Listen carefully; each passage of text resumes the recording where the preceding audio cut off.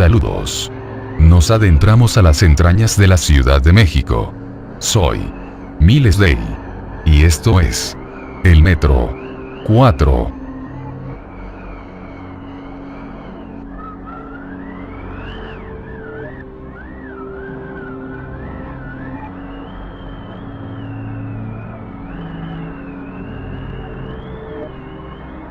Hola. Soy Segadora de Almas. Le traigo esta historia que me contaron. Se las contaré en tercera persona para que la entiendan. Soy Crowley García. Yo les contaré una anécdota. Cuando tenía 6 años una tarde, a las 6 aproximadamente, abordé el metro de la Ciudad de México con mi mamá, mi tía y mi tío. No recuerdo qué estación era ni para dónde íbamos. Recuerdo que nos sentamos los 4 cada uno a un lado del otro. Como 3 estaciones más adelante se subió una señora de aspecto extraño. Tenía un cuello corto. Medía aproximadamente 1,70. Era portadora de unos ojos excesivamente oscuros, piel blanca. Ella se sentó en la hilera de bancas justo delante de mí. Su cuerpo tenía una complexión extraña. Tenía una mirada de loca que no puedo describir, entre mirada perdida, desquiciada, fría, grotesca. Me miró por un lapso de 10 segundos aproximadamente. Después de eso ella inclinó su cuello a un lado y en su rostro se dibujó una sonrisa verdaderamente aterradora. Yo me agaché rápidamente por unos 3 segundos. Yo siempre fui un niño como dicen aquí en México. Cabrón, y pensé le voy a decir a mi mamá que le pegue. Pero cuando la volví a mirar, seguía con ese semblante, que hacía que mi enojo se convirtiera en miedo, y solo me daban ganas de evadir su presencia. La miré unos segundos más. Y ella se comenzó a picarse la nariz, y gemía como una vil loca. Nadie más le prestaba atención, nos bajamos del metro, y le dije a mi mamá lo que vi. Y ella me dijo: adelante de ti yo no vi nada. No estaban ocupados esos asientos. Y mi tía dijo yo tampoco. Mi tío dijo yo menos vi a nadie. Pero su rostro me causó algunas pesadillas en aquellos días. De hecho a veces me despertaba gritando. Una vez escuché a mi padre decirle a mi madre: este niño ya me está preocupando, y comenzó a interrogarla sobre el suceso, a lo que mi madre negó todo, y dijo: no vi nada, si hubiera visto, ¿qué se le queda viendo a mi niño? Le pongo unos golpes. Poco a poco las pesadillas cesaron. Ahora que lo recuerdo aún me queda esa duda de su extraña anatomía, su torso tan pequeño y excesivamente delgado, y en especial su rostro. No he tenido mucho contacto con gente loca, pero dudo mucho que una persona que padece de sus facultades mentales pueda portar un rostro tan escalofriante. Se dice que en la construcción de la línea 7, se descubrió un túnel que conectaba de la secundaria 8, Metro San Pedro de los Pinos, a la secundaria 10, Mixcoac. La SEC 10 era un convento de monjas y la SEC 8, de monjes. Saludos. Hola. Soy Narciso. Yo trabajé en el metro desde que inició, y les quiero contar que hay miles de cosas más, de los que hay en internet. Claro que varios que tenemos tanto tiempo, hemos visto cosas que hasta ahorita me siguen espantando. Claro, no los ves diario, y depende el turno. No está permitido que divulguemos estas cosas, porque una persona escucharía, pero en multitud se hacen asustadizos. Cuando inició el metro, cuando en los túneles eran casi nuevos, todos los trabajadores escuchábamos voces, lamentos y gente llorando. Y eso es porque antes el metro no se llenaba tanto, la gente todavía no le tenía confianza al metro. La primera cosa que me pasó, y no nada más a mí sino a todos los operadores del tren, es que en pleno túnel con el tren circulando, veíamos gente o sombras. Solo los veíamos de rápido, ya que al salir de las curvas de repente te topabas, que a un lado de las vías una persona te veía del otro lado de la vía, como observando pasar el tren. En esos tiempos lo reportábamos alarmados, y brigadas corrían pensando que se metían por las ventilas que hay en la calle.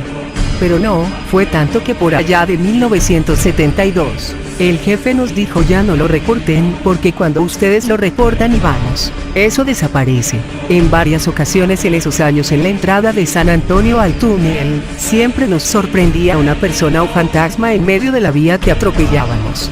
Al principio nos parábamos y buscábamos, pero nunca había nada. Aquellos que vean esto y trabajaron aquí, recordarán esa época, como el metro en especial ahí se paraba mucho, y dicen algunos que a veces sigue pasando. Lo que a mí me espantó mucho fue que al viajar ya para la última vuelta, que ya casi no hay pasajeros en el último turno, de repente de reojo, se ve a alguien acompañándonos en la cabina, y los que han trabajado de operadores, que estén viendo este relato lo saben.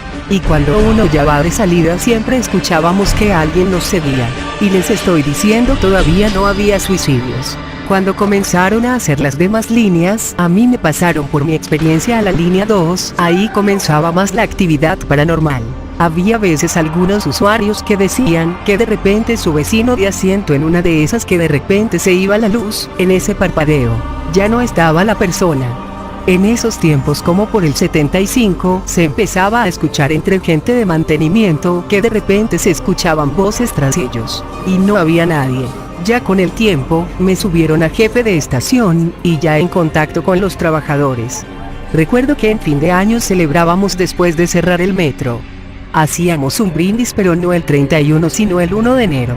Estábamos en unos pequeños auditorios que hay escondidos en algunas estaciones, todos platicamos y en un lapso, en ese que todos se quedan callados.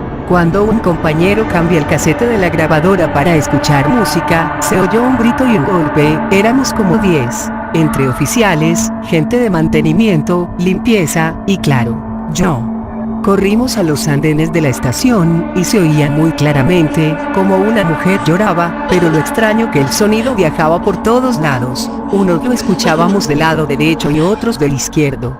En eso una risa de burla nos hizo temblar de miedo, y optamos por regresar al auditorio. Ahí empezamos a hablar de las experiencias. Cuenta uno de mantenimiento, que él con su cuadrilla se encontraban en el taller del metro, ahí vieron claramente que varias personas corrieron hacia las vías, primero pensamos que se habían metido y se robaban la herramienta, gritamos a seguridad y los polis, y nosotros los correteamos.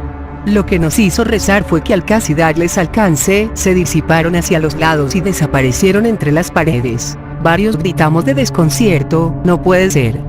Gritaron varios, corrimos todos hacia el taller, y lo comentamos por toda la noche. Jovita dice, yo soy de limpieza, y una vez me tocó un día como hoy, el último turno, y al limpiar el vagón vi a una señora sentada, pero me extraño que venía vestida como con traje típico, como Adelita, pero ya la ropa gastada y sucia. Yo me acerqué y le dije, señora, ya bájese, ya es la última estación y ya va a cerrar el metro. Seguía limpiando yo, y de reojo la veía. Apúrese en eso, cerrando las puertas, y volteé y le dije señora que se bajara. Aún la veía de reojo, pero al poner la vista en ella ya no estaba, sentí que me desmayaba, se me bajó la presión al llegar al taller, mi compañero me notó enferma, y le dije nada, solo me bajó la presión y nunca lo dije hasta ahora. Yo soy operador. Pero una vez ya terminando mi turno y me subí al metro para ir a la estación donde pertenezco, para agarrar mi auto y así poderme ir a mi casa, cuando llegamos a la estación yo claramente vi que un usuario me seguía, era la estación Tacubaya. Cuando me iba a meter a mi cubículo, vi que entró conmigo a la base, y yo volteé a decirle que se le ofrecía. Ya no había nadie, pero como si escuché sus pasos, su movimiento, hasta casi podía escuchar su respiración, pero ya no está. Bueno amigos, yo he visto algunos suicidios en el metro. Una vez me impactó uno que nunca olvidaré. Una vez estaba yo de guardia en la estación Zócalo, por el año 79. En esos años los suicidios eran secretos. El gobierno los escondía. Pues todo comenzó que era una chica guapa, pero lo que me hizo notarla es que entró llorando al metro.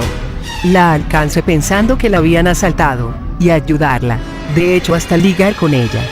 Volteó a verme con sus ojos rojos de tanto llorar y me dijo, no me asaltaron, es de asuntos personales, gracias.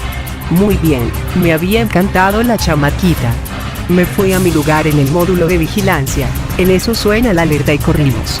Alguien se arrojó a las vías, decía. Mi equipo sacamos a toda la gente hasta vaciar el andén, y cuál fue mi sorpresa. Era la linda chica que entró llorando. Sentí un gran remordimiento por no poderla ayudar. Mi jefe me vio mal y me dieron de incapacidad 3 días. Al regresar me tocó el turno nocturno. ya como a las 12 de la noche a punto de cerrar las puertas. Entra una chica llorando de nuevo. Ahora sí le ayudo, pensé. Quise caminar hacia ella y, oh mi sorpresa, ella voltea a verme y era la misma chica, y ya poniendo atención era hasta con la misma ropa. Pensé que entonces no fue ella. Ella entró rápidamente, corrí a alcanzarla, y al entrar al andén ella caminaba al final del pasillo, yo corrí a alcanzarla, en eso llega un tren y ella se avienta. ¡No!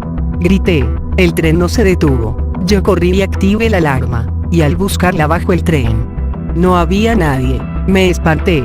Me mandaron al doctor y me dio 5 días más. En ese lapso de descanso fui al centro con mi hermano, y en la estación donde sucedió todo, Zócalo, la vi entre la gente. Le dije a mi hermano: ¿la ves? Él dijo: ¿a quién? ¿A la de blanco que trae el chaleco? Y él dijo que sí. ¿La conoces? Me preguntó. Sí, vamos a alcanzarla. Y no sé cómo ella caminó, y la perdimos. En eso me di cuenta que su alma era la que estaba penando por muerte sin sentido. Por eso trato de rezar mucho antes de trabajar. Así es, amigos, cabe mencionar que todos los que estábamos en la reunión éramos amigos que iniciamos con el metro. Y les digo, después de las 9 de la noche, es probable que la persona de enfrente no esté viva. O si te pasa que en la noche vas por el pasillo y vas tras alguien y al dar vuelta ya no está, es que no estaba vivo. Por lo pronto les dejo esta historia, pero hay más. Saludos. Jorge Alberto TC. Hola, hermano. Yo tengo una pequeña historia del metro que todavía no logro comprender. Eran las 3:17 a.m. Más o menos yo iba pasando por Calzada de Tlalpan. ¿Te preguntas qué haces tan tarde en la calle? Bueno, íbamos yo y otro señor para Chilpancingo, me acuerdo muy bien. Entonces es forzoso pasar por ahí. Entonces en la estación San Antonio Abad había un metro parado. Dije, un metro a las 3 de la mañana, y pensé a lo mejor lo van a arreglar. Abrió puertas como si fuera a bajar o subir gente, y como soy un poco curioso, me fijé quién lo maneja, si un señor o señora.